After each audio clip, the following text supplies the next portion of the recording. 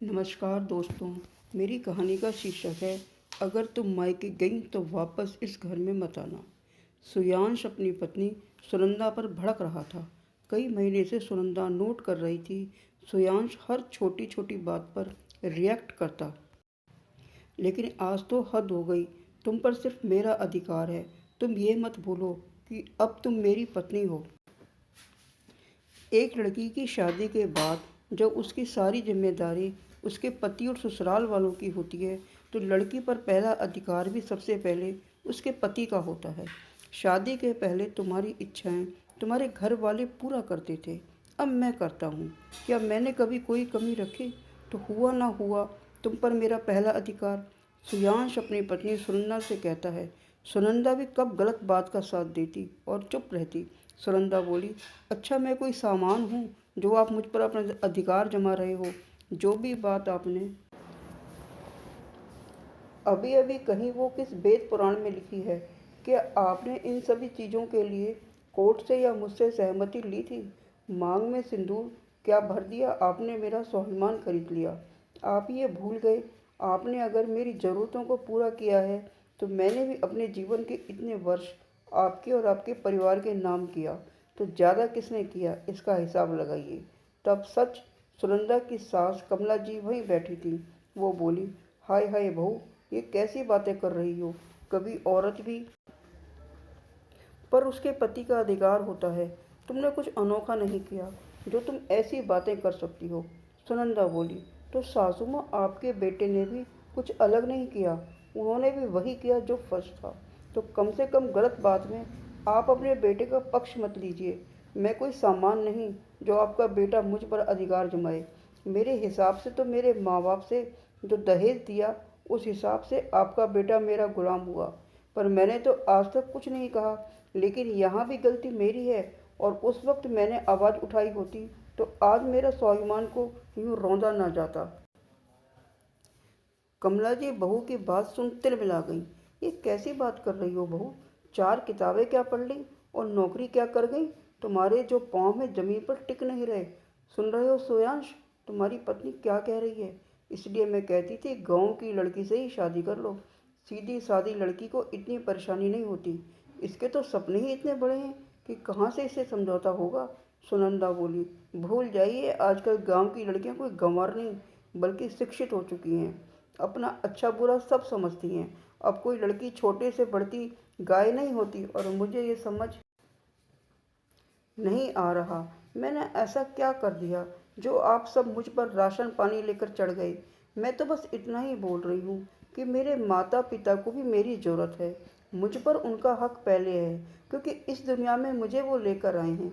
अगर आपको मुझ पर हक जमाना है तो भगवान से प्रार्थना कीजिए कि अगले जन्म मुझे इस बहू को बेटी बनाकर देना।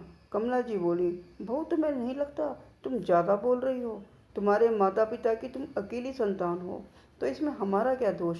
एक तो बिना बताए तुम अपनी तनख्वाह आए दिन अपने माता पिता को भेज देती हो। अब तुम अपने माता पिता को इस शहर में रखना चाहती हो? ये तो नहीं हो पाएगा। बहू तुमने कुछ ज़्यादा ही मांग लिया। सुयांश बोला, अरे नहीं माँ, ये तो चाहती थी कि वो हमारे साथ रहें। जब मैंने कहा ये संभव नहीं होगा तो उसने उन्हें इस शहर में लाने की बात बताई। क्या मैं घर जमाई बनूंगा? अगर वो इस शहर में रहेंगे और हमारे संबंधियों को पता चलेगा तो हमारी क्या इज्जत रह जाएगी? इसका पूरा ध्यान उन्हीं लोगों पर रहेगा। तभी तो कह रहा हूँ कि इस पर पहला हक मेरा है ना, कि इसके मायके वालों का। उस दिन तो बात जैसे तैसे ख़त्म हुई।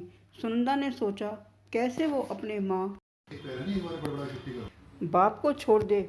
उनका तो बस एक ही सहारा है। वो कुछ महीने बाद फिर से सुनंदा के पिता की तबीयत खराब हुई, जिसके लिए उनको दिल्ली ले जाना था। सुनंदा की माँ शांता जी बेटी से बोली, बेटा अगर तुम्हारी जान पहचान का कोई है तो उससे बोलकर टिकट करवा दो। मैं उन्हें अकेले छोड़कर कैसे जाऊँ? तुम भी बार बार परिवार को छोड़कर हमारे लिए परेशानी मत उठाओ, मैं वहाँ सब कर लूँगी। सुनंदा बोली, नहीं माँ, कोई परेशानी नहीं होगी, मैं पापा के साथ चली जाऊँगी। आप और पापा बिल्कुल परेशान ना हो। माँ बाप बच्चे के लिए इतनी परेशानी उठाते हैं तो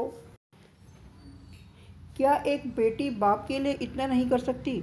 जहाँ तक मेरे परिवार की बात है, परिवार की पूरी जिम्मेदारी क्या एक औरत पर होती है? पति पत्नी दोनों पर होती है। क्या होगा अगर कुछ रोज के लिए बच्चों को संभाल लेंगे? आप चिंता मत कीजिए, मैं टिकट करवाकर और छुट्टी लेकर आती हूँ। सुनंदा और उसकी माँ की बात कमला जी ने सुनी। उसमें जरा भी सब्र न हुआ और उन्होंने दफ्तर फ़ोन करके सोयांश को सारी बात बताई। जब सोयांश घर आया, सुनंदा रोज की तरह उसकी पसंद का खाना बनाई थी। वो बोला, क्या बात है, आज फिर कोई बात मनवाने के चक्कर में हो? अब ये मत कहना कि मायके जाना है या उन्हें लाना है, क्योंकि मैं तैयार नहीं हूँ। कमला जी मुस्कुरा रही थी। सुनंदा समझ गई। वो बोली, आज्ञा की जरूरत छोटों को पड़ती है। पति पत्नी का रिश्ता तो बराबरी का होता है। जैसे आपको खाना खिलाकर मैं अपना पत्नी धर्म निभा रही हूँ, और आपको ये बताकर कि मैं 1 हफ्ते की छुट्टी लेकर अपने पिता को दिल्ली इलाज के लिए ले जा रही हूँ, वो एक पुत्री धर्म निभाऊंगी। जैसे ही सोयांश तेज आवाज़ में बोलना चाहा, वो धीरे से बोली, ध्यान रखिएगा, मैं भी अपनी स्वाभिमान के लिए आवाज़ ऊंची कर सकती हूँ। बच्चे घर पर हैं इसलिए चुप हूँ, वरना आज जो आप कहेंगे कल वही इनसे पाएंगे। उसने प्यार से बच्चों को खाना खिलाया और उन्हें कमरे में भेज दिया। कमला जी आग बबूला हुई जा रही थी। जब बहू के सामने दाल नहीं गली तो अगले दिन कमला जी ने सुनंदा को बिना बोले सुनंदा की माँ को फ़ोन किया और बहुत कुछ बोली। शांता जी बेचारी कहती भी तो क्या कहती। उन्होंने बेटी को आने से जब मना किया तो सुनंदा समझ गई, पर उसने किसी की एक नहीं सुनी। जब पति ने कहा कि अगर तुम वहाँ गई तो मैं तुम्हें कभी लेने नहीं आऊँगा, सुनंदा मुस्कुराते हुए बोली, मर्दों की यह आखिरी हथियार होता है, जिसे ये आखिरी वक्त पर अपनी पत्नी के स्वाभिमान को ठेस पहुंचाकर फिर इसका इस्तेमाल करते हैं। सुयांश बोला, मैं मजाक नहीं कर रहा। सुनंदा बोली, मैं भी मजाक नहीं कर रही हूँ। शादी को इतने साल हो गए, मैंने आपको पत्नी का सुख दिया, पिता बनने का सुख दिया, आपके घर परिवार को संभाला और नौकरी करके अपना सहयोग दिया। मुझे लगता है इतनी जिम्मेदारी और इतना समय एक औरत के लिए बहुत होता है। आप भूल रहे हैं, मैं माँ पत्नी होने से पहले एक बेटी हूँ, और मैं अपने बेटी होने के फ़र्ज को भी निभाना है। आप अपने बच्चों को संभालिए, मैं अपने पिता को संभालने जा रही हूँ। बस जब बच्चे आपसे सवाल करें तो उन्हें सच्चाई बताइएगा, आपको आपका जवाब मिल जाएगा। इतना कहकर वो चली गई। सुनंदा कुछ घंटों में अपने माता पिता के पास पहुंची और उसी रात की फ़्लाइट से पिता को दिल्ली गई। उन्हें उनको डॉक्टर को दिखाया और 1 हफ्ते बाद वापस मायके लौट आई। माँ बोली, अब तुम अपने ससुराल वापस जाओ, तुम्हारे बिना वहाँ बच्चों को परेशानी होगी। सुनंदा बोली, बच्चों की जिम्मेदारी क्या बस एक औरत की होती है? क्या औरत पर बस उसके पति का अधिकार होता है? पत्नी का कोई स्वाभिमान नहीं होता? एक औरत का भी तो अपने मन पर और खुद पर अधिकार होता है। कुछ वक्त उन्हें मेरे बिना ही संभालने दीजिए। और कुछ मर्दों को हर चीज़ आसानी से मिल जाती है, जिसके कारण वो औरतों की कद्र करना भूल जाते हैं, लेकिन जब खुद करना पड़ता है तब शायद उनको एहसास हो। और सोयांश को बोलकर एहसास होने वाला है नहीं, वो जब वो खुद कुछ जिम्मेदारी उठाएंगे तो शायद एहसास हो। 1 ही हफ्ते में ही सोयांश और कमला जी की हालत खराब हो गई।